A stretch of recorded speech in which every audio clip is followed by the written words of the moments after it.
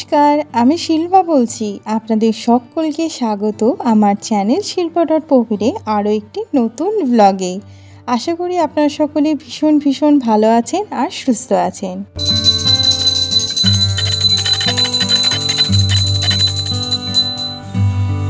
আজ হচ্ছে বৃহস্পতিবার, তাই কর্তামশাই খুব পরিপাটি করে পুজোটা দিতে বসেছে।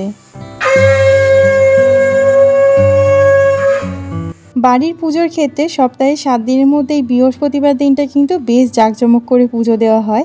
আসলে নতুন করে ঘট পাততে হয়, বেশ টাটকা ফুল থাকে, খুব ভালো লাগে। আর ঠাকুরগুলোকে তো ফুলে পুরো মুড়িয়ে দেওয়া হয়, এত অপূর্ব লাগে অন্যান্য দিনের তুলনায়, খুব যেন দেখতে ভালো লাগে। আর কর্তামশাই যে খুব পরিপাটি করে পুজো দিয়েছে। কর্তামশাই কিন্তু এই পুজো পার্বণের দিক থেকে খুবই বিচক্ষণ, সে তো মনে হয় আমার থেকেও খুব ভালো পুজো দেয়, আমি মনে হয় তো সেটাও পারি না। যাই হোক, আমি এদিকে রান্নাঘরের সমস্ত মুদিখানা জিনিসগুলোকে ঢালাঢালি করছি। আসলে প্রত্যেকটা কৌটোকেই খুব ভালো করে ধুয়ে দিয়েছিলাম, অনেক দিন ধরে না ধোয়াতে দেখি তেল চিটে পড়ে গেছিলো, তো ওই জন্য সমস্ত কৌটোগুলোকে ধুয়ে পরিষ্কার করে দিচ্ছি। তাই জন্য আবারও সমস্ত জিনিসগুলোকে ভর্তি করে দিচ্ছি।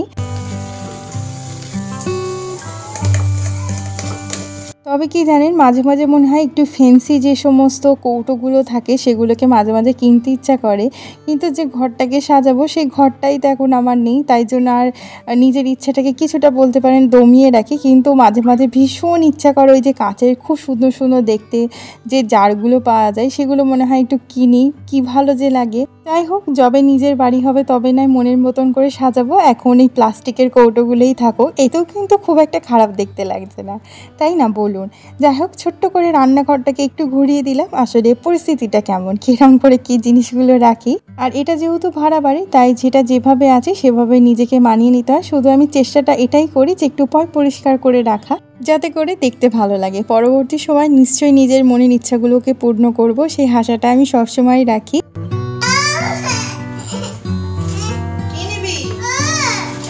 ছোট্ট বাবাটা যত বড় হতে তার রান্নাঘরের জিনিসগুলো বেশি প্রিয় হয়ে যাচ্ছে, তো সেগুলো দু একটা জিনিস নিয়ে গিয়ে ভেঙে দিচ্ছে, হাসিও পায় কান্নাও পায়, কী যে করি। যাই হোক, তাকে তার পছন্দ মতন একটা জিনিস দিয়েছি, সে নিয়ে ঘরে চলে গেছে। আর এদিকে আমি কোল্ড কফিটা বানাচ্ছি।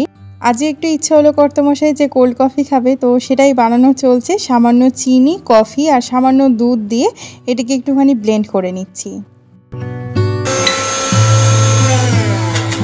এবার এখানে একদম ঠান্ডা দুধটা দিয়ে খুব ভালো করে আবারও ব্লেন্ড করে নেব, আর সাথে দেব পাউডার দুধ।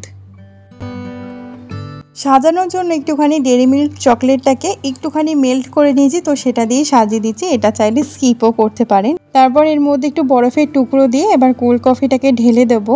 আর এটা কিন্তু খুব ঝটপটও হয়ে যায়। আর আগের বার ডালগোনা কফি করতে গিয়ে আমার 2-3 দিন হাত ব্যথা ছিল, তবে থেকে আর ওই কফিটা বানানো এটাই বানাই, শর্টকাটে বানাই, কিন্তু ভীষণ টেস্টি হয়। উপর দিয়ে 1 চামচ মতন একটুখানি ভ্যানিলা আইসক্রিম দিয়েছি, তারপরে ডেয়ারি মিল্ক কোলানোটা দিয়ে দিলাম, আর একটুখানি ডেয়ারি মিল্কের একটু টুকরো নিয়েছি, সেটাকে একটু গ্রেট করে দিচ্ছি। ব্যাস, তাহলেই হয়ে গেল খুব সিম্পল কোল্ড কফি, কিন্তু খেতে ভীষণ টেস্টি। একবার বাড়িতে এইভাবে বানিয়ে দেখবেন, অপূর্ব লাগে। কর্তামশাইকে দিয়ে তারপর আমি নিজের জন্য একটু কোল্ড কফি বানিয়ে নিয়েছি। আর আমারটা অতটা সাজাইনি, অতটা দরকার নেই, নিজে খাবো তো, আসলে তাকে দিলে একটুখানি সুন্দর করে সাজিয়ে গুছিয়ে দিই, আর নিজের জন্য অতটা প্রয়োজন পড়ে না। ভীষণ টেস্টি হয়েছে, তো সেটাই এনজয় করছি। আর বাইরে কিন্তু ভালোই মেঘ ডাকছে, ঠান্ডা ঝোড়ো হাওয়াও দিচ্ছে, মনে হচ্ছে বৃষ্টি হবে। একদিকে ভালোই হলো, বেশ ঠান্ডা ওয়েদারটা হয়ে যাবে।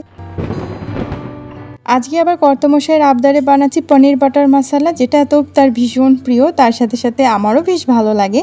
আর তার সাথে বানাচ্ছি গাজরের পরোটা। আসলে অনেক গাজর এনেছিল কর্তামশাই বাজার থেকে, তো ভাবছিলাম এত গাজরে কি রেসিপি বানায়, তার থেকে ভালো গাজরের পরোটাটাই বানিয়ে দিই। তবে শীতকালে খেলে বেশ ভালো লাগে, তবে অসময়ে খেলেও কিন্তু অতটা অসুবিধা নেই।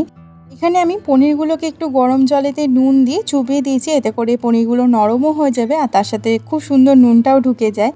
পনিরগুলো যতক্ষণ ভিজছে ভাবলাম কি একটুখানি আলু বড়া করে দিই। আর আলু বড়াগুলো ফ্রিজেই রাখা ছিল, একটু ভেজে দিচ্ছি। আর সন্ধ্যের সময় তো একটু খিদেও পাচ্ছে, ভাবলাম মুড়ি দিয়ে খাই সবাই মিলে। আর বাইরে তো বললাম বেশ ঠান্ডা হাওয়া দিচ্ছে, আর মাঝে মাঝে একটুখানি মেঘও ডাকছে, মনে হচ্ছে বৃষ্টি হবে। তো ওই জন্য ওয়েদারটা কিন্তু বেশ ভালো লাগলো, চপ মুড়ি খাওয়ার জন্য খুব ভালো। তাহলে চলুন এবার রাত্রিরে রান্নাবান্নাটা সেরে ফেলি। সামান্য একটু পেঁয়াজ, আদা, একটুখানি টমেটো, একটু রসুন আর গোটা কয়েক কাজু বাদাম দিয়ে খুব ভালো করে এটা একটু ভেজে ভেজে নেব।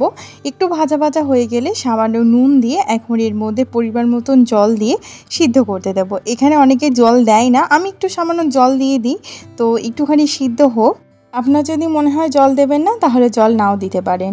এখানে আমি এখন ময়দাটা মেখে নিচ্ছি পরোটার জন্য। বেশ খানিকটা ময়দা নেব আর তার সাথে দেব নুন, পরিমাণ মতন একটু চিনি, সামান্য সাদা তেল ময়ামের জন্য। খুব ভালো করে আগে শুকনো অবস্থায় মেখে নেব, তারপর এর মধ্যে পরিমাণ মতন জল দিয়ে খুব সুন্দর করে নরম একটা ডো বানিয়ে নেব।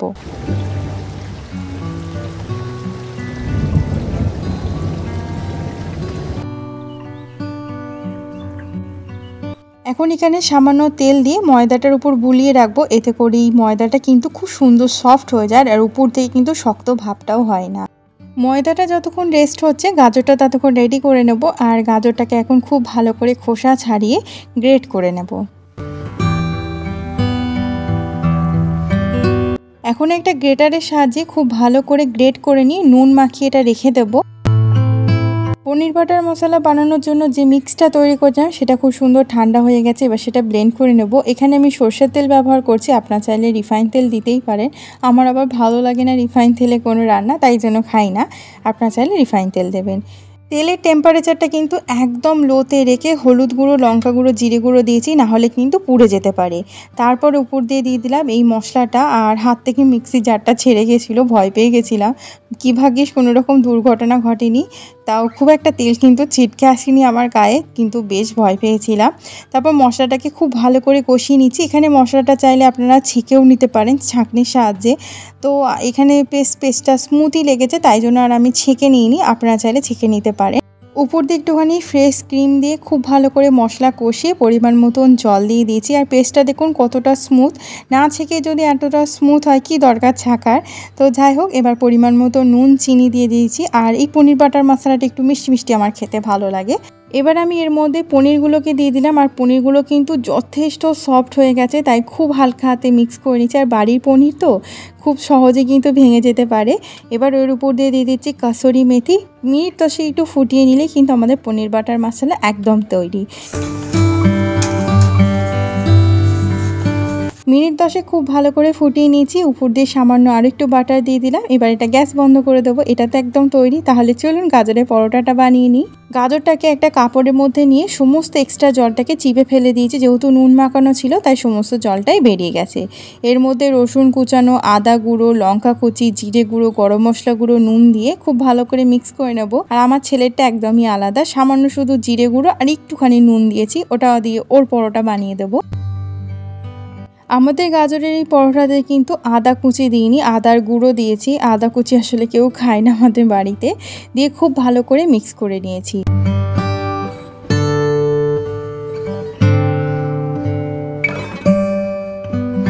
এখানে একটা গুছি নিয়েছি। এবার এটাকে একটা গোল বাটির মতন করে নিচ্ছি। তারপর এর মধ্যে গাজরের পুরটাকে ভরে দেব।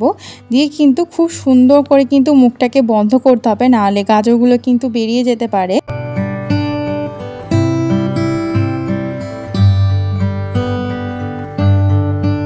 এখানে কিন্তু একটা গুছি একদম তৈরি। এরকমভাবে সমস্ত গুছিগুলোকে তৈরি করে নেব।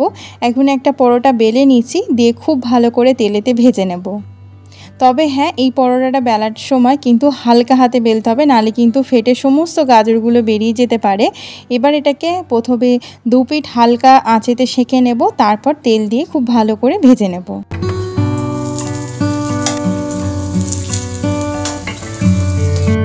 আমরা তো একটু বেশি কড়া কড়া খেতে পছন্দ করি। বেশ ভালো করে কড়কড়া করে পরোটাটাকে ভেজে নিচ্ছি। তো এই দেখুন কত সহজে তৈরি হয়ে গেল গাজরের পরোটা। তাহলে চলুন পরিবেশন করে দিই।